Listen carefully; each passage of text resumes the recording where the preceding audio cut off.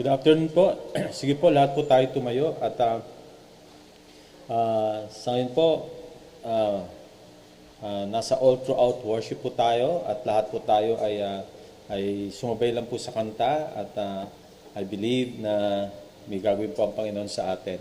We have to worship the Lord in spirit and in truth. Sige po, pangunahan po tayo ni Pastora sa ating pre-worship. Good afternoon po sa bawat isa po sa atin. Saan lang po tayo ngayon, tawatin po natin yung family natin. Sama-sama po tayo na magpuri at sumamba sa ating Panginoon. Bago po tayo magsimula, batiin po natin yung tabi natin o yung kasama natin dyan sa bahay natin ng Happy Christ Birth po. Tayo po ay nag-iinom po na ipapangalakan ng ating Panginoon Jesus. Maaring hindi po ito yung eksaktong araw po na pinanganak ang ating Panginoon. Tayo po ng mga anak ng Diyos, nagsasaya po tayo, nagsaselebrate po tayo sapagkat meron po tayong tagapagligtas po. Kaya sa hapon po ito, buksan po natin yung Biblia natin sa Lucas chapter 2, verse 8 po hanggang 15. Sa lupain din yaon ay may mga pastol na nasa parang, nagpupuyat sa pagbabantay ng kanilang mga tupa. Biglang lumitaw sa harapan nila ang isang anghel ng Panginoon at lumaganap sa paligid nila ang nakasisilaw na paniningan ng Panginoon.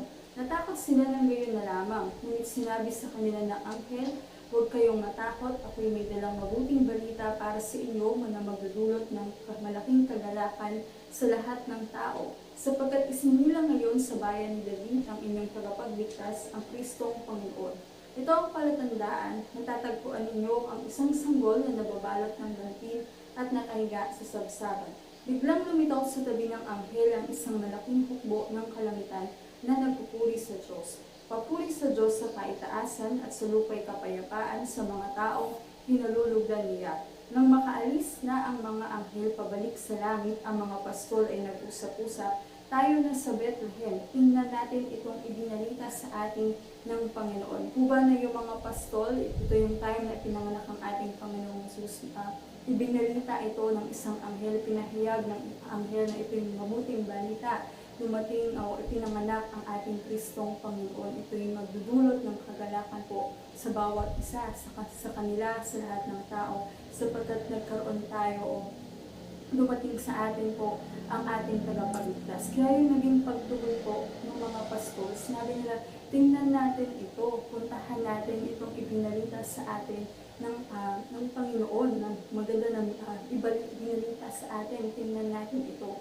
Tayo po na mga anak ng Diyos na hayag sa atin, na nakilala natin ang ating Panginoon Jesus. Siya ang ating tagapagligtas, siya ang ating Panginoon. Maganda po na sa hapon po ito, gaya ng pagtugon po ng mga pastol, maganda ganun din tayo, nandoon din tayo, pupuntahan natin yung titingnan po natin yun at patuloy na mahahayag sa atin yung ang ating tagapagligtas po ay ang ating Panginoon Jesus. Kaya sa hapon po ito, in this all throughout worship po, ito'y pagkakataon sa atin. Sa kabila po ng marami tayong pinagdaanan po ng hindi magagandang bagay sa taong ito, mas higit po na marami yung may pagpapasalamat natin sa ating Panginoon. Kaya tayong mga anak ng Diyos sa pamamagitan ng pag-aawitan po, ng maaring Diyos sa inyo, ikaw ay sumayaw para sa Panginoon, itaas mo ang kamay niyo sa Panginoon at magpasalamat ka sa maraming bagay po. Tayo po, sa pamamagitan po ng mga bagay po ito, tayo po ay magsasaya at nabuukol po ng ating pagsamba sa ating Panginoon. Kasi po, hindi tayo malimitahan ng lugar o ano mangyayari kaabalahan sa paligid natin, but ang puso natin ay nakatuon po sa ating Panginoon. Sige po, tayo po ay manalangin. O Diyos, makapangyarihan sa lahat, pinupuri ka namin, sinasamba ka namin, Panginoon, kahit ikaw ang aming tagapagligtas, Panginoong Jesus, O God, tunay na hayag sa amin, O God, Lord, ang mabalitang ito, O God, ang mabuting balita ito, Panginoon Diyos, O God, na nagdudulot sa amin ng kasiyahan sapagkat kami ay nagkaroon, Lord God, ng tagapagligtas at yan ay walang iba, kundi ikaw lamang, Panginoong Jesus, O God. Lord, sa hapon ito, mag-ukol kami ng papuri, ng pasasalamat, ng pagsamba sa iyo, Panginoon Diyos, sa lahat ng kahangahangang bagay na ginawa mo sa amin, Panginoon God. Nasaan man kami, nasa kanya-kanya man kami tahanan, O God. Hindi kami malilimitahan ng lugar, Panginoon. You are filling our hearts, so God, with joy and gladness, so Holy Spirit, and you are teaching us, Holy Spirit, O God, to worship the Father in spirit and in truth, O God. Lord, grateful kami, O God, Lord, sa maraming bagay na ginawa mo sa amin. Despite, Lord, na napaka-challenging, O God, ng taong ito, Panginoon Diyos, O God. Lord, you are still faithful, O God, sa bawat isa sa amin, Panginoon. And we are overwhelmed, Panginoon Diyos, sa goodness mo sa amin, O God. Na wala kaming ibang pagtugon, Panginoon, Lord God, na gagawin, kundi purihin ka at sambahin ka ng buong puso, Lord God. We love you with all our heart, with all our soul, with all our mind, and with all our strength, Panginoon. You are our Lord, our Savior, Panginoon Diyos, O God. Lord, nasambahin ka namin, O God. Hangad namin na maranasan ang presensya mo, na sa kanya-kanya man kami mga tahanan, hindi ka nalilimitahan, O God. But Lord, your presence, O God, is what we desire, Panginoon Diyos, O God. Ikaw ang masuntungan ng bawat isa sa amin, O God, sa aming patuloy na pagsasaya, Panginoon Diyos. At Lord, mangyari ang kalooban mo sa gawain kong ito, Panginoon. Ikaw may tataas at may tataas.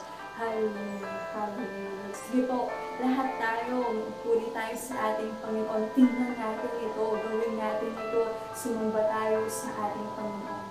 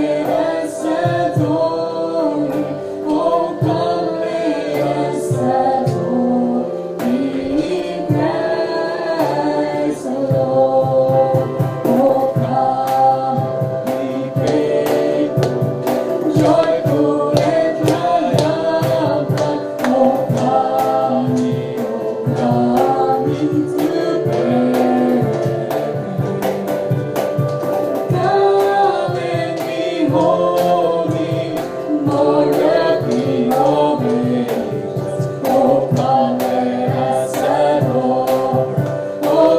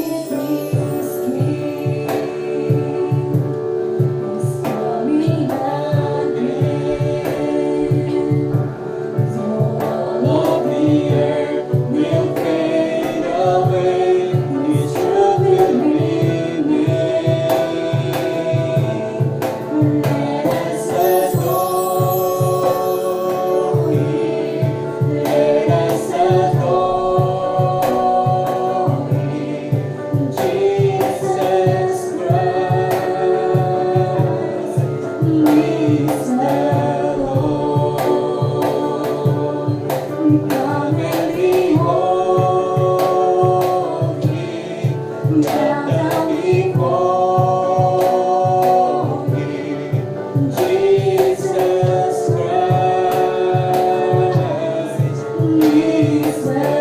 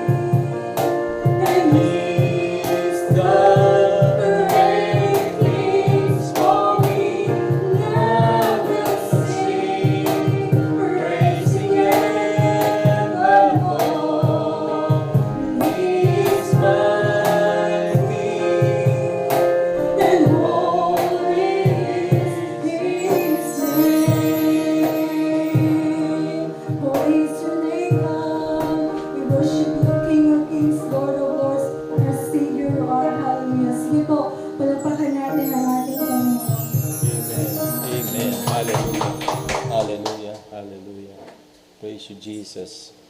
Praise you, Lord. Napakabuti ng Panginoon. Hallelujah. Hallelujah. He's so good and His mercy endures forever.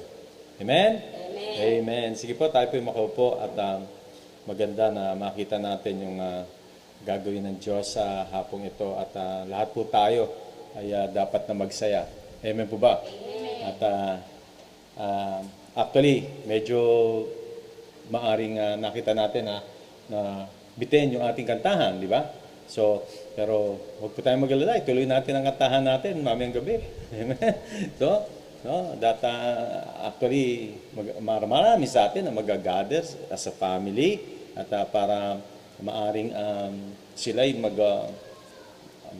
magdadamag or I don't know kung anong gagawin nila. Pero ang importante rito, mag-set tayo in the presence of the Lord. Amen po ba? At wag nating limitahan ang kilos ng Diyos. Kung maaari nga, namnamin natin ito ng husto.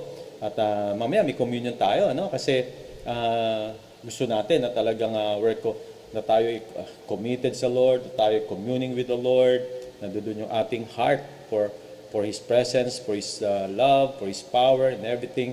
No? Dahil yan po yung kabilin-bilinan ng Diyos na talagang huwag natin kaliligtaan ang ating mga fellowship, ang ating gawain, lahat-lahat na po. No? Kaya napakaganda na maintindihan natin yung ginagawa ng Diyos even during the pandemic. At may gagawin ng Panginoon. Sabi mo sa katabi mo, may gagawin ng Diyos. No? Sino po ba nag-expect na may gagawin ng Diyos sa buhay mo? No? Mag-expect tayo kasi pag hindi tayo umaasa, wala tayong inaasahan, wala tayong ina-expect sa buhay natin or parang wala lang kung ano lang dumating, gano'n na lang. So, wag pong gano'n, no? Anak tayo ng Diyos. Ang gusto ng Panginoon, matupad yung kanyang pangako, ang kanyang goal sa buhay natin. Gusto niya matupad lahat yun para lahat po tayo ay mapagpala niya, lahat po tayo ay maging isang testimony ng Panginoon dito sa lupa. At isa yan sa mga kaparaanan para makapagpanalo tayo ng mga hindi pa nakakilala sa Diyos. No, kaya po tayo nilikha ng Panginoon, tapos tayo nagkasala, tapos tayo nakipagrelasyon sa Diyos at pinananahan pa tayo ng Banal na Espiritu. Kompleto po no? Hindi po tumitigil ang Panginoon kasi gusto niyang gamitin niya tayo sa kanyang kaharian. Amen po ba? Amen. So yun po yung maganda dyan, no? Kaya wag tayong mag-expect tayo from the Lord, no? Walang iniwan niya sa ating buhay kapag nag-expect tayo na umangat ang ating buhay sa mga estudyante, tumaas ang kanilang mga grado. Hello, ang mga, sabi natin, mga nagninegosyo ay lumakas ang benta nila at ang mga nagtatrabaho ay ma-promote. So, ganun din po yun. No? Kailangan sa spiritual life natin, hangarin natin na lumago tayo ng gusto. Amen po ba? Lumalim ang ating pananampalataya sa Diyos, o tumaas ang ating pananampalataya sa Diyos at makikita natin na talagang yung salita niya, yung pangako niya ay gaganapin niya yun. Kasi yan yung kanyang dinidesire ng Panginoon. Hello? Alam niyo, wala po dinidesire ang Lord dito sa lupa. Alam niyo, dinidesire ng Lord sa lupa? Ganapin natin. Nino daw? Ganapin Natin ang pangako niya, ang kalooban niya. Amen po ba? Amen. Kasi para kanino po ba yung pangako ng Diyos? Para sa atin, tignan nyo, nangako ang Panginoon. Tignan nyo kung paano naging maganda ang ating buhay at meron siyang pinangako na makikita natin. So buksan natin sa Isaiah 9:6-7. Mabilis lang po ito kasi ito po ay isang bagay na dapat natin makita, yung pinangako ng Diyos. Excuse me lang po. Ito, magkakapatid naman tayo sa Lord. So, sabi, maintindihan ko na si Pastor, talagang ganyan. Wala po, talagang gusto nyo, mag-11 ako dito. Hindi po, biro lang po. So, hindi po ako nag-11. 12 na po yan, no? Nasa cloud 12 po yan. Kaya, so anyway, basahin po natin cloud. Isaiah 9:6-7, hindi na nila maintindihan what is cloud. So anyway, sapagkat ipinanganak, ito po yung pangako na sinasabi ko. Yung pangako gusto niya matupad eh. Actually, ang Lord talagang nangangako siya at pakisteady lang yung electric fan sa akin. Talagang mainit po rito sa lugar namin dito. No? Nasa disyerto po kasi kami. Nasa desert of Odelco po ang aming lugar, kaya medyo province of Odelco po. Wala po sa mapa ng Quezon City itong lugar namin, kaya pasensya na po kayo. Mainit po sa amin talaga. Di biro lang. So anyway, sa verse 6, sapagkat ipanganganak, ano raw? Ipapanganak ang isang sanggol na lalaki at siya ang mamamahala sa atin. So ito yung pinangako ng Diyos na mangyayari, no? Siya ang kahangahangang tagapayo, ang makapangyarihang Diyos, walang hanggang Ama, ang prinsipe ng kapayapaan, the Prince of Peace. No? Palakpakan muna natin ang Panginoon. So siya po yung pinangako na darating. Siya po yung pinangako na isisila. No? Isang sanggol na lalaki. At ang sabi, siya po ay mamamahala sa atin. Titingnan mo, siya ba'y magiging presidente? Siya ba'y magiging prime minister? No, hindi po yun ang kanyang kapamamahalaan, hindi po yung ating bansa o anumang syudad o whatever, hindi po. Siya po ay mamamahala sa kanyang kaharian. At yung kaharian niya, pwede natin sabihin na hindi natin nakikita rito sa lupa, pero ito po ay kaharian ng Diyos all throughout His creation. Nasa kanyang universe po yan. No? Nandyan po yan. Hindi po pwede mawala. Bagamat hindi natin nakikita, yan po ay more on the spiritual realm. No? Pero naghahari po ang Diyos dyan. Kaya kung sino man ang nakipagrelasyon sa Diyos, no? Ito yung mundo, kung aalisin niya, di po literal na mundo, di po itong sinasabi kong literal na aalisin ka at lalagay. Literal na aalisin ka doon sa pamamahala ng mundo dahil ang namamahala po ng mundo, ang Diablo, at si Satanas, aalisin ka niya. Literal po yun, aalisin ka niya ron at lalagay ka niya doon sa spiritual realm, sa kingdom niya. Literal po yan, pero hindi ko po siya sabing literal in the natural. Kasi pag literal in the natural, dapat nakikita natin. Hindi natin nakikita. Ang pinaiiral po natin dyan ay yung ating pananampalataya. Yung paniniwala dahil nakasulat po sa salita ng Diyos. Amen po ba? As simple as, sino na nakakita sa Diyos? Nakita mo ba si Jesus? Sinabot mo ba siya? Hindi natin inabot siya, hindi natin siya nakita, pero naniniwala tayo, nananampalataya tayo, at dahil sa kanyang pinangako. Kaya nga the righteous shall live by faith. And by faith, lahat po tayo maliligtas sa magitan ng pananampalataya, kung ano man pinangako ng Panginoong Hesus. So, ano sabi rito? Siya ang kahangahang tagapayo, ang makapangyarihang Diyos, walang hanggang Ama, ang prinsipe ng kapayapaan. Siya po ang itatanghal na makapangyarihan sa lahat.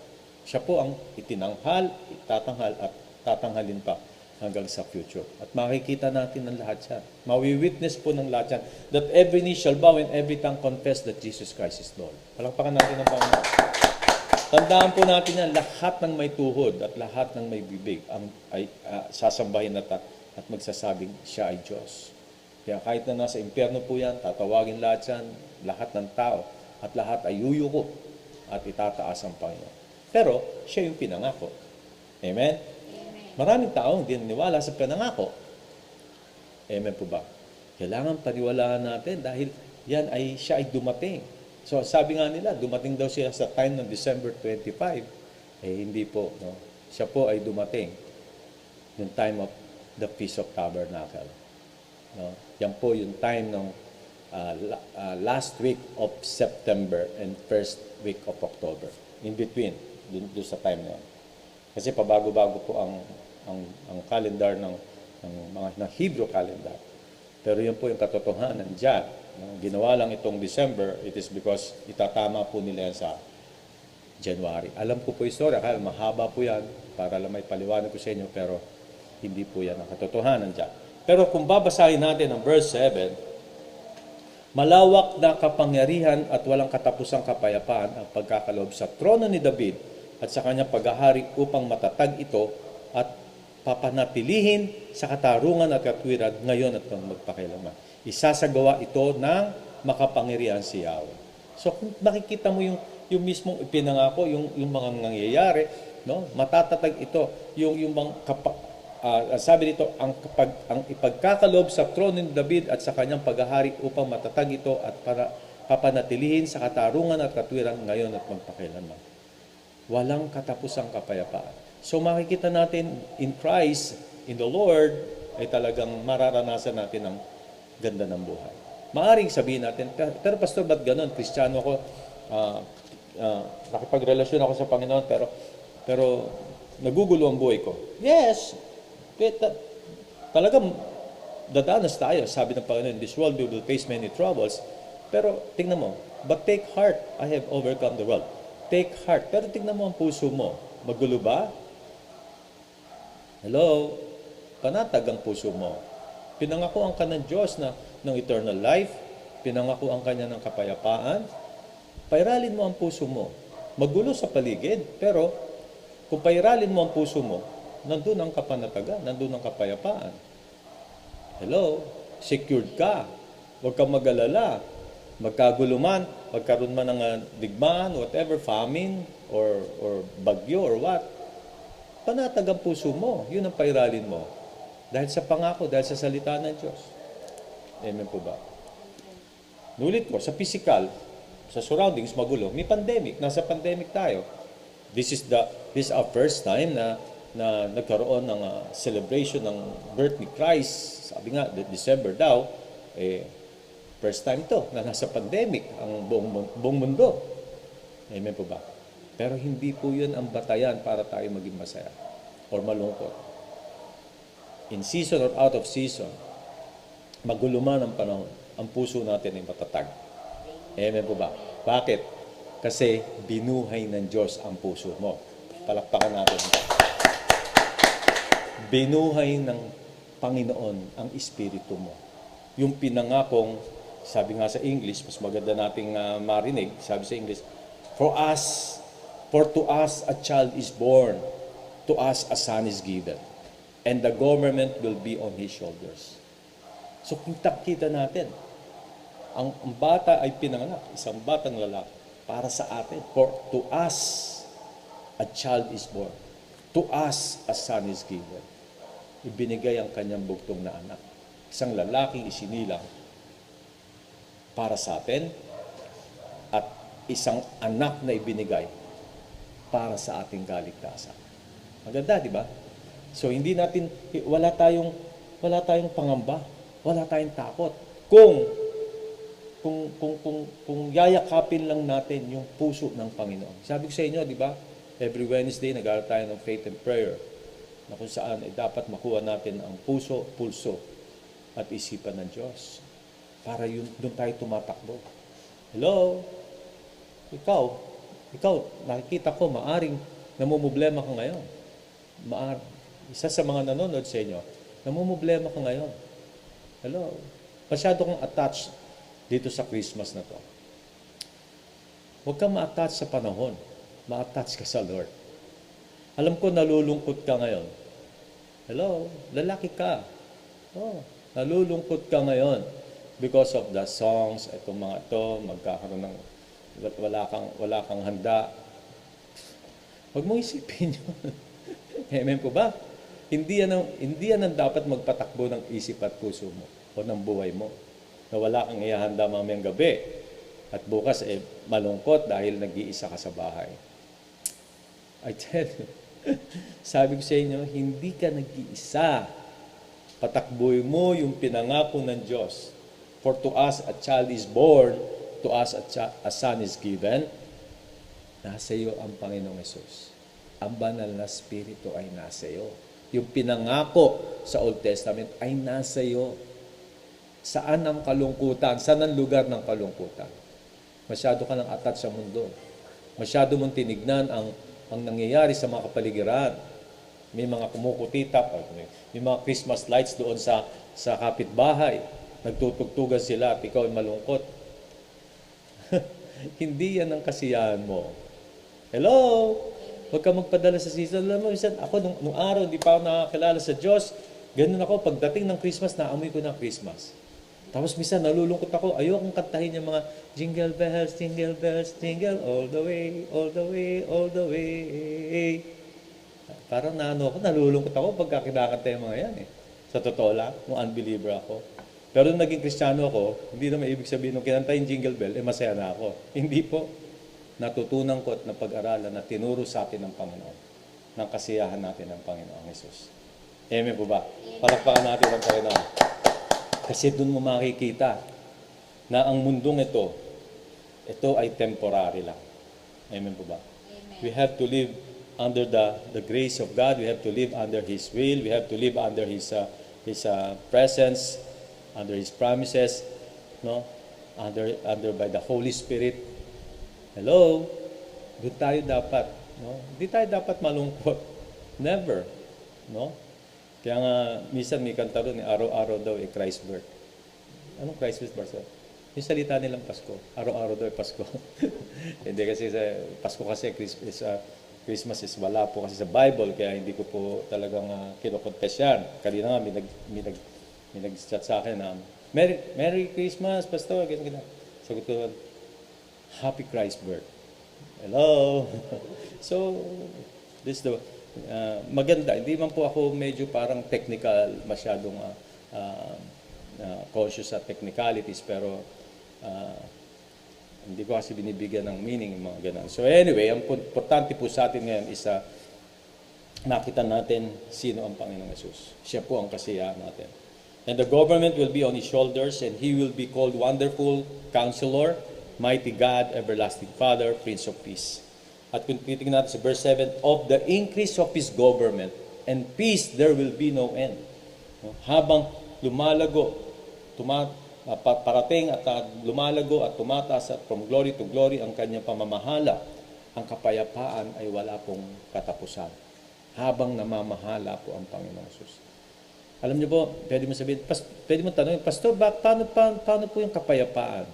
Niulit ko, sa mundo, wala po tayong aasahang kapayapaan. Minsan panandalian, tahimik, panandalian, magulo. Minsan, ayan na naman, paulit-ulit, history repeats itself. Pero yung kapayapaan na sinasabi ko sa inyo is yung nasa puso mo. Naintindihan po ba natin? Yung po yung nakasulat sa Biblia. Panaigin natin yung sinasabi na yung puso mo, yung spirito mo ay binuhay. The mere fact na binuhay ng Diyos yan ay pinupuno niya ng kapayapaan. Yan ay nangungusap sa iyong banal na spirito. Naintindihan po ba natin? Diyan nananahan ang banal na spirito at diyan nakikita mo ang bunga ng banal na spirito, ang pagkilos niya, ang move niya, nandiyan dyan. Diyan nagsisimula. From the inside out. Amen po ba? So wala po tayong dapat ipangamba. Masyado lang tayo attached sa mga nakikita natin sa paligid. Simulan nating alisin yan. Simulan natin na tayo tumingin sa season. Kaya nga Lord Jesus Christ, nung tinignan niya yung fig tree, no? Tinuro ko sa inyo, nung tinignan niya yung fig tree, wala pong bunga. Pero hindi po pa bunga ng fig tree noon. Hindi bunga yun nung time na yun, nung nakita niya. Pero hinihinga niya ng bunga. What does it mean? In season or out of season, ang gusto ng Lord, mamunga tayo. Ano ibig sabihin? Kunin ko yung prinsipyo na yun. In season or out of season, magsaya tayo. Amen? Sabi nga nila, hindi araw-araw Pasko. Minsan, mahal na araw din. Sa mundo yun. Di ba? Kasi pag mahal na araw, huwag kang hihinga. Ano huwag kang hihinga? Yung nagsabi ba walang maghihinga? Huwag ka raw maliligo. Sila lang ang may gawa, no? Palulungkutin mo buhay mo. Saan nakalagay sa Bible yun? Contradicting na kaagad. As sabi nga ni Pablo, rejoice in the Lord, and I say it to you again, rejoice. Hello? So, nasaan ang lugar na dapat huwag kang maligo, huwag kang huminga, di ba? Huwag kang mabuhay, patay ang Diyos. Wala pong ganun. Gawa-gawa na lamang yan. Kaya, in season or out of season, sabi mo sa katabi mo, magsaya tayong lahat. Amen? Amen? This is not the conditioning of the minds, but, let our hearts dominate our mind and our bodies. Let our hearts, let our spirit dominate our whole being. As simple as that. That is not the conditioning of the mind, but that is the will of God in our lives. Amen po ba? Gusto ng Diyos yun. At kapag namuhay ka ron, sasabihin ko sa iyo, ang banal na spirito ay palagi kang tinutulungan, ini-urge na magsaya at tutulungan ka ng banal na spirito at makikita mo, mag-overflow ang Lord sa iyo. Amen po ba? Amen. Tanggalin mo na yan, ha? Tanggalin mo na yan na medyo nalulungkot ka ngayon. Oh, medyo, pag kumakanta yung mga Merry Christmas kantahin mo yung Happy Birthday. Hello, para magsaya ka. So, kantahan mo ang Lord at makikita mo, mag-overflow ang joy. Amen po ba? Amen. At yan po yung gusto ng Panginoon na mapangyari sa ating buhay. Amen? Yes. Sabihin mo sa katabi mo, di na uso ang kalungkutan na Hindi na uso ang kalungkutan. dumating man ang taggutom, dumating man ang pandemic, ano man ang dumating, masaya tayo. Amen. Amen po ba? Amen. Dahil ang Diyos ay masaya. Amen po ba? Kaya minsan makikita mo ito, sabihin ko sa inyo, minsan, kung ano yung pakiramdam mo ngayon, based sa Word of God, kung ang pakiramdam mo ngayon ay masaya ka, kung ang pakiramdam mo ngayon ay tuwan-tuwa ka, galak na galak ka, yan din po ang nararanasan ng Diyos sa oras na yan. Tuwan-tuwa siya, galak na galak siya. Naintindihan ba natin? Amen. Based sa Word, based sa Word. Kaya napaka-importante po yan. Naintindihan mo? So, yun po yung gusto natin makita rito. Huwag tayong magpadala sa atmosphere ng kung ano man yung nagkasayaan sila, ikaw nalulungkot ka. Paulit-ulit ako rito. Pero kasi meron ko kasi nakikita sa inyo na yan po yung kanyang kondisyon. So, huwag po natin gawin yan. Amen po ba? Amen. Inulit ko, this is not the condition of the minds, but I tell you, you have to let your heart dominates our minds and our bodies. Amen po ba? Amen. Sige, mag-communion tayo. Let's serve the communion. Tayo tayong lahat at patuloy nating mabigyan ng kasiyahan ng ating Panginoon.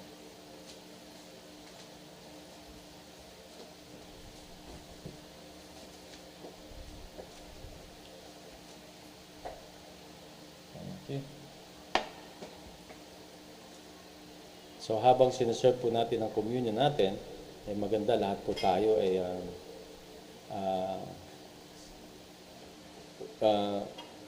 i-ano natin yung sarili natin na makita natin kung ano yung sabi nga ng Bible, suriin natin ang ating sarili. At kasi gusto ng Panginoon na habang sinusuri natin ang ating sarili, magkakaroon tayo ng pangunawa, malalaman natin na itong buhay na to ay hindi pala to sa atin. Dapat pala ang buhay natin ay sa Panginoon ito. At habang sinusuri natin, ibig sabihin sinusuri, tingnan natin kung merong oras o anong time na hindi nalugod ang Panginoon sa atin dahil nga sa ating mga nagawang mali, no? Lumapit tayo sa Panginoon. At this very moment, sabihin natin, Lord, we're celebrating the Christ birth, pero gusto namin na maalis yung anumang uri ng pagkakamali, uri ng mga kasalanan o whatever na nagawa namin. Suriin natin kasi ang gusto ng Lord, pag pumapasok tayo sa kanyang communion, gusto niya na lahat tayo ay maayos. Lumalapit tayo na walang balakid sa kanyang pagkilos. Kasi ang kasalanan, yan ang magiging balakid sa pagkilos ng Diyos. Kaya maganda gawin natin na suriin natin sarili natin. At kung meron man tayong nagawang kasalanan, humingi tayo ng tawad. Sige, manalangin tayo. Panginoon, marami po salamat at sa oras pong ito. Dinadalangin ko, dinataas namin ang bawat isa sa iyo, Panginoon, ng aming buhay. Lord, kung ano man nagawa namin mga pagkakamali, patawarin mo kami. Linisin mo kami, Panginoon Diyos. Dahil alam namin, Panginoon, ito ang dahilan o ito ang hindrance, Lord, sa pagkilos mo sa aming buhay. Kaya, Lord God, forgive us, cleanse us, O God, and I pray, Father God, na pagkarian mo kami. Gusto namin, Lord God, na magpatuloy kami sa buhay na ito ng maayos, na magandang pamumuhay, with holiness in our lives, O God. Hanap namin na ang buhay nito, Lord God, ay ma-offer namin sa iyo as a living sacrifice, holy and pleasing unto Thee, sa araw-araw na tinatakbo ng buhay namin. Maraming po salamat At Lord, sa communion nito, inadalain ko, Panginoon Diyos, kung ano man ang kapangyarihan na dumaloy ng time na ikaw ay pinako sa krus, yung huling hapunan ninyo, at yung pinako ka sa cross ng Calvary. Kung ano man ang kapangyarihan na dumaloy doon, ito man din ang dadaloy at patuloy na dadaloy sa amin. Katulad nga ng sinabi mo, Panginoon Diyos, sa magitan ng bread nito, representing the body of Christ, na sinabi mo nga, that by your stripes were healed 2,000 years ago. Kami ay pinagaling mo na. At sa magitan din, Panginoon Diyos, ng itong grapes nito, representing the blood of the Lamb, ang kaligtasan ang siyang naghari sa buhay namin. Ang kaligtasan ang siyang pinairal mo, Panginoon Diyos, upang ang lahat kami ay para sa iyo, Panginoon Diyos. Maraming po salamat sa communion nito, and we believe, Lord, na ang bawat isa, Panginoon Diyos, ay tatanggapin ka ng buong buo sa aming puso. Maraming po salamat for your glory in Jesus' name. Amen. Amen. Amen. Taas natin ang bread representing the body of the Lamb. Ito ang aral na tinanggap ko sa Panginoon at ibinibigay ko naman sa inyo. Ang Panginoong Hesus noong gabing siya ay pinagkanulo ay dumampot ng tinapay, nagpasalamat at pinagpira-piraso at sinabi, ito ang aking katawan na hinahandog para sa inyo. Gawin niyo ito bilang pag-aalala sa akin. Sige, kainin natin ang bread representing the body of the Lamb.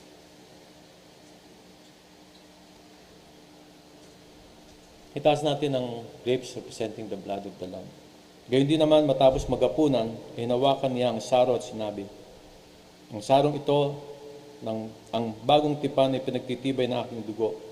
Tuwing inumin ninyo ito, gawin ninyo bilang pag-aalala sa akin. Sapagkat tuwing kakain kayo ng tinapay na ito at iinom sa sarong ito, ay pinapahayag ninyo ang kamatayan ng Panginoon hanggang sa muling pagparito niya. Inumin natin ang grapes representing the blood of the Lamb.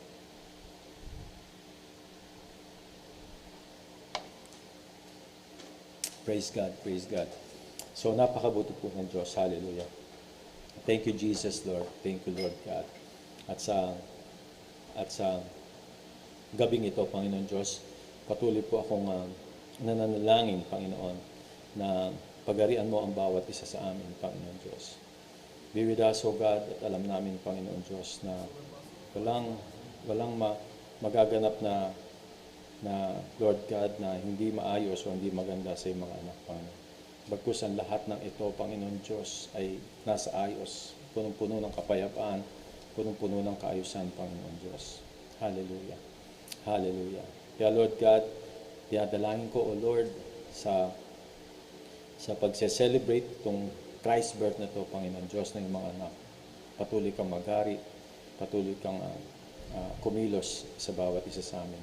And we believe, Lord God, sa magitan ng iyong kapangyarihan, sa magitan ng iyong pagdaloy sa amin, Panginoon Diyos, mararanasan namin, madarama namin ang pag-ibig mo, Panginoon Diyos. Hallelujah. Oh, we worship you. We glorify you, Lord God. Yama, sa hapon din ito, niadalahin ko, Panginoon Diyos, na tulungan mo bawat isa na magsaya. Magsaya ang bawat isa sa iyong presensya, sa iyong pagkilos, sa iyong paghahari sa amin. Alam namin, Panginoon Diyos, na wala kami magagawa noon, but because of you, Lord God, mapapangyari ang nararapat, ang tama na mayakap namin, Panginoon. We thank you, O God. We thank you, Lord.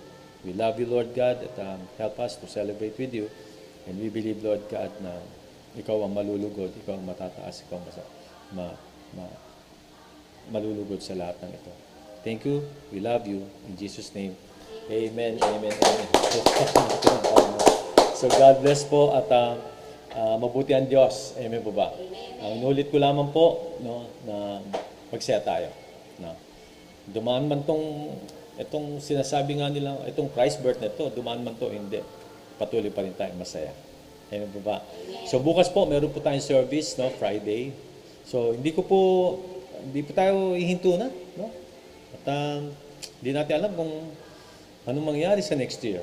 No? Siyempre, pwedeng sabihin natin na dapat maganda ang ating kaisipan pagdating ng taon. Ako po hindi ganoon eh. Magandang tama kung anong kaisipan natin. Pero kung anong gusto ng Diyos, yun po ako. Doon po lang ako. Kung anong gagawin ng Diyos by January, okay ako doon. Pero nilalatag ko lang po ang aking isip at puso kung anong gusto ng Diyos. Amen po ba? So, praise God at magselang tayo at patuloy lang po natin gawin yung pinagagawa ng Panginoon sa atin. Huwag po tayo mapagod. Amen? Huwag tayo mapagod, especially in sharing the gospel. We have to share the Word of God. No? Kayo po, yung mga mag-gather po sa inyo, no? Pamilya. Ako po kasi kasi meron pa akong 5 minutes eh. Ito pong December 25, pumunta po kami sa kapatid ko at lahat po kami pamilya nandun. Nag-share po ako ng gospel doon sa aking pamilya, sa side ko po. At lahat po sila, nagagather po lahat kami doon.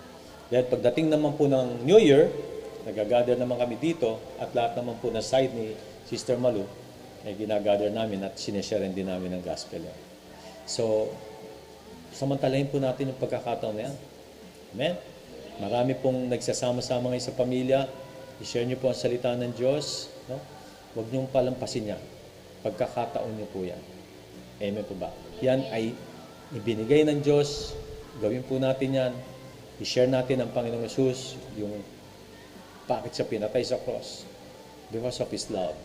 Mahal na mahal po tayo ng Diyos. Amen po ba? At ang gusto niya, lahat tayo maligtas. Amen? Samantalahin natin. Amen?